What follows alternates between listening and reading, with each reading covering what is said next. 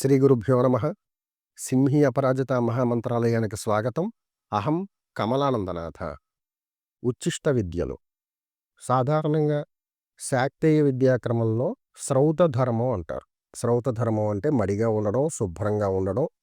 నైవేద్యాలు అవి కూడా చాలా శుభ్రంగా తయారు చేసి ముందు భగవంతుడికి సమర్పించి తర్వాత మనం గ్రహించడం.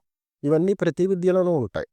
అది కేవలం శాక్తేయ మార్గం అనే కాదు, ఇతరమైనటువంటి మంత్రశాస్త్ర విభాగాల్లో కూడా ముందు భగవదర్పితం చేసిన తర్వాతే పదార్థాన్ని గ్రహించడం, ప్రాధాన్యత యావత్తు ఒక సమయానికి పరిమితం చేసి భగవంతుడి కోసం కేటాయించడం, ఇటువంటివన్నీ ఉంటాయి కదా.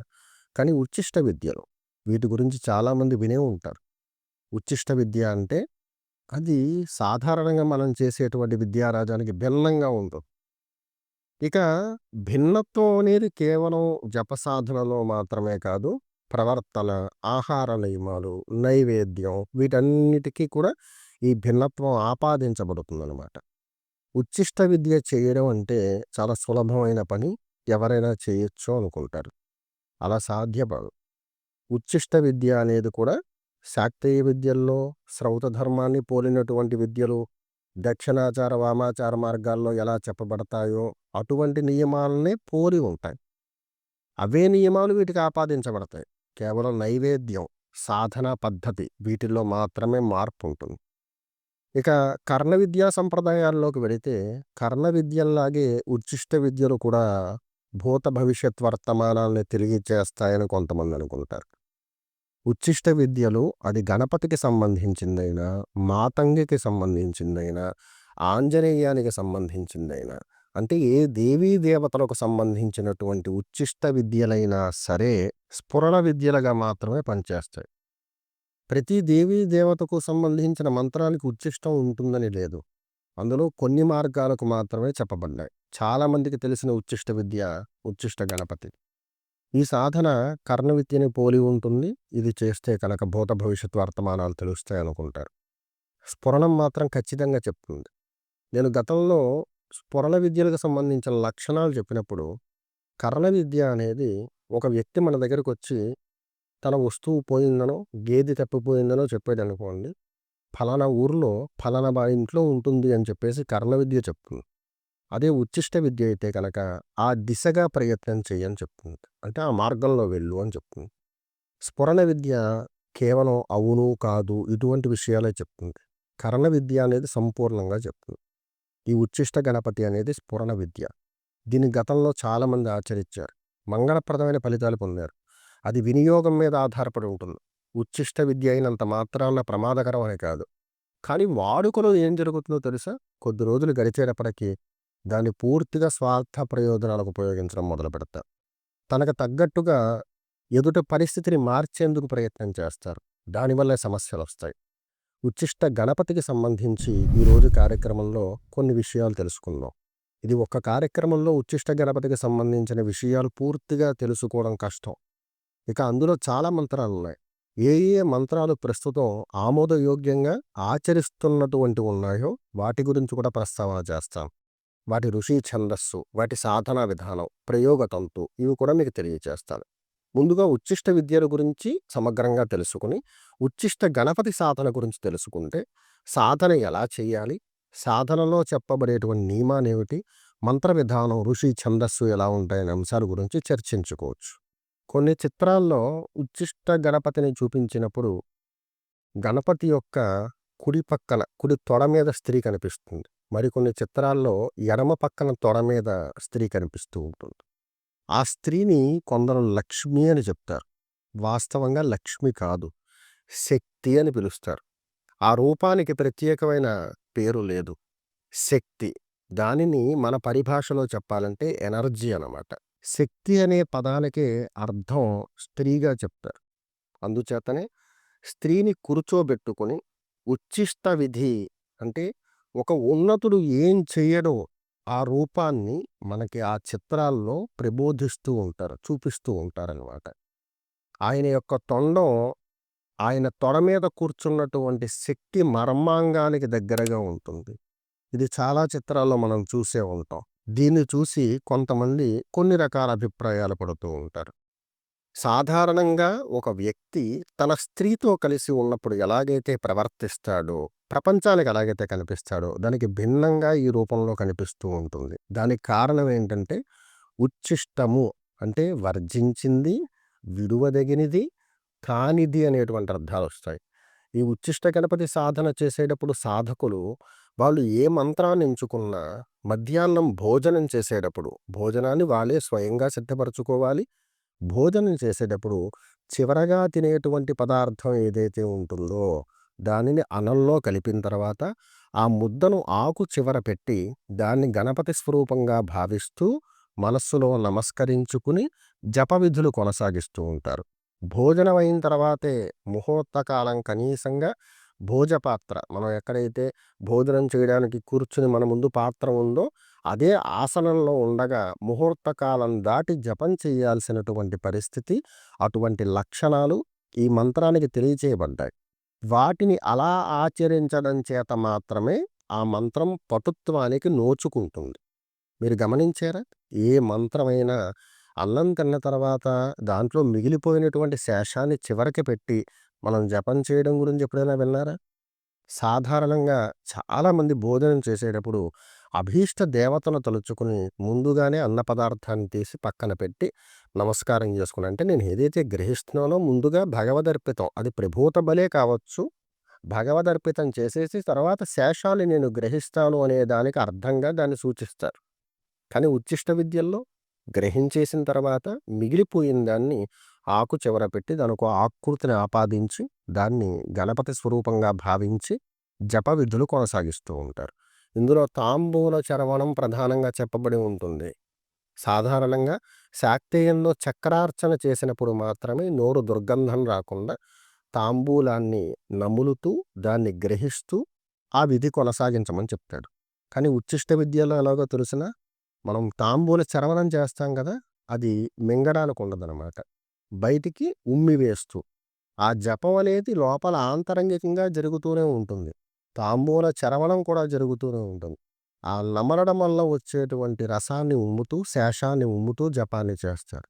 ఒక వ్యక్తి సాధారణంగా దైవారాధన ఎలా చేయకూడదో అటువంటి విధులన్నీ కూడా దీంట్లో ప్రబోధిస్తాడు. ఇలా చెయ్యి అని. అసలు వీటన్నిటికీ మూలం ఏంటి? అసలు ఉచ్ఛిష్ట విద్యలు ఎందుకొచ్చాయి? సదాచారంలో చెప్పబడినటువంటి అనేక మంత్రాలు మనకున్నాయి కదా. ఇంత కిందకి దిగి శాస్త్రానికి వ్యతిరేకంగా, అందరూ ఆచరించే విధానాలకు వ్యతిరేకంగా ఉచ్ఛిష్ట విద్యలు ఎందుకు చెప్పబడ్డాయో తెలుసా? దానికి ఓ మంచి కారణం ఉంది. అందరూ శ్రౌత ధర్మాన్ని పాటించలేరు. వాళ్ళు పెరిగిన వాతావరణం, పుట్టిన గర్భం, వంశం ఇవన్నీ కూడా ప్రభావం చూపిస్తూ ఉంటాయి. దాని గురించి 2 ఆచారాలు వచ్చాయని చెప్పాను గతంలో. శ్రౌత ధర్మాన్ని పాటించేటువంటి కుటుంబాలకి చెందినవారు, ఆ తత్వాలు కలిగిన వారు దక్షిణాచారాన్ని ఎంచుకుంటారు. అలా కాకుండా పూర్వం నుంచి వాళ్ళ వంశంలో ఈ రజో పదార్థాలు వినియోగించేటువంటి లక్షణం ఉన్నవాళ్ళు, వాళ్ళు ఎదిగిన తర్వాత ఈ శాస్త్రాన్ని అభ్యసించాలనేటువంటి ఆలోచన ఉన్న, బహుశా అంతకాలం ఆ రకమైన పదార్థాలు శరీరానికి ఆపాదించి అలవాటు చేశారు కదా. ఒకవేళ వీళ్ళు సదాచారంలో చెప్పుకున్న ఎప్పుడైనా ఆ పదార్థాల మీద మోహం కలగచ్చు. అటువంటి సందర్భం కలిగినప్పుడు అతని దీక్ష భంగం అవుతుంది. అందుకని ఓ పంచి, నువ్వు దేవీ దేవతల్ని ఆ రూపంగానే భావిస్తూ అటువంటి నివేదనలు చేస్తూ నువ్వు గ్రహించు సుమా అని చెప్పి 2వ ఆచారాన్ని ప్రబోధించారు. అది వామాచారం. తీవ్రమైన విద్యలు దక్షిణాచారంలో ఉన్నాయి, వామాచారంలో ఉన్నాయి. ఇక ఉచ్ఛిష్ట విద్య దగ్గరకు వచ్చేటప్పటికి ఒక వ్యక్తి స్నానము, శుచి ఏమీ లేకపోయినా సరే ఒక చైతన్యం కలిగినటువంటి శక్తిని సముపార్జన చేసుకోవడానికి, పొందడానికి సదాచారంలో ఎటువంటి మార్గాన్ని చెప్పారో అటువంటి మార్గమే, ఏ రకమైన నియమాలు లేకుండా, నిన్ను నువ్వు నియంత్రించుకోకుండా కేవలం దైవం మీద ఉన్నటువంటి భక్తిని, సాధకుడు వ్యక్తిగతమైన అంశాలు ఏవైతే ఉన్నాయో వాటికి ఏ ఇబ్బంది లేకుండా చేయదగిన విద్యలుగా చెప్పబడ్డాయి. ఇదే కాకుండా ప్రతి తత్వంలో 2 లక్షణాలు ఉంటాయి. ప్రతి వ్యక్తిలో 2 క్యారెక్టర్స్ ఉంటాయి. అలాగే చైతన్యాలు, దైవ చైతన్యాల్లో కూడా 2 రకాల లక్షణాలు ఉంటాయి. ఈ రెండో రకమైన లక్షణం ఏదైతే ఉందో దానిని ఉచ్ఛిష్ట విద్య కింద పరిగణిస్తారు. మొదటి లక్షణం ఏమిటి? మంగళప్రదంగా కనిపించడం, ధర్మంగా ఉన్నటువంటి వారిని రక్షించడం. ఎవరైతే చక్కగా సాధన చేసి నివేదనలు పెడుతూ ఉంటారో వారికి ప్రసన్నమయ్యేటువంటి లక్షణం.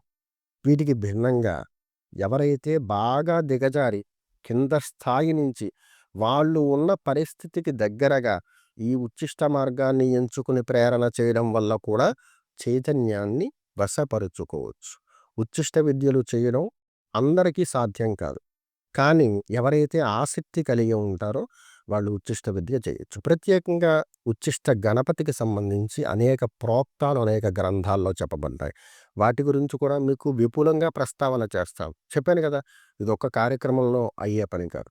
కానీ ఇదివరకు సిరీస్‌లాగా ఒక వీడియో ఇప్పుడు ఇచ్చి తర్వాత వీడియో వారం తర్వాత ఇచ్చేలా ఉండదు. వరుసగా ఈ ఉచ్చిష్ట గణపతికి సంబంధించిన విధులు వాటి అంగన్యాస కరన్యాసాలతో సహితంగా మీకు అందిస్తా. ఇదంతా ఎందుకో తెలుసా? చాలామంది ఉచ్చిష్ట విద్యలు చేస్తూ ఉంటారు. ఎవరో గురువు లభిస్తారు, మంత్రం చెప్పి పంపిస్తారు. దాన్ని కొన్ని సంవత్సరాలుగా ప్రేరణ చేస్తూ ఉంటారు. ఏ చైతన్యం ఉండదు, ఏ కదలిక ఉండదు. అటువంటి వారి కోసం వాళ్ళకి సహాయపడతాయి ఈ ఋష్యాది న్యాసాలు. ఒక మంత్రానికి సంబంధించిన సాంగోపాంగ వివరం చిన్న షార్ట్‌లో, అంటే ప్రస్తుత కాలమానానికి ఇలా జరిపితే కథ మారిపోతోంది. అటువంటి పరిస్థితుల్లో అభ్యసించడం అనేది కష్టం. అదంటే ఏంటో తెలుసుకుందుకు బహుశా సహకరించొచ్చు. అదేమిటో తెలుసుకోవాలంటే మాత్రం ఖచ్చితంగా కొంత సమయాన్ని వెచ్చించాలి. ఒక వ్యక్తి పరీక్షల్లో ఎటువంటి ప్రశ్నలొస్తాయో వాటినే చదువుకుని తరగతి పాస్ అవ్వడం వేరు. ఆ తరగతికి టెక్స్ట్ బుక్ అని ఒకటి ఇస్తారు కదా, వాడు చదివేదానికి, ఆ సబ్జెక్ట్‌కి.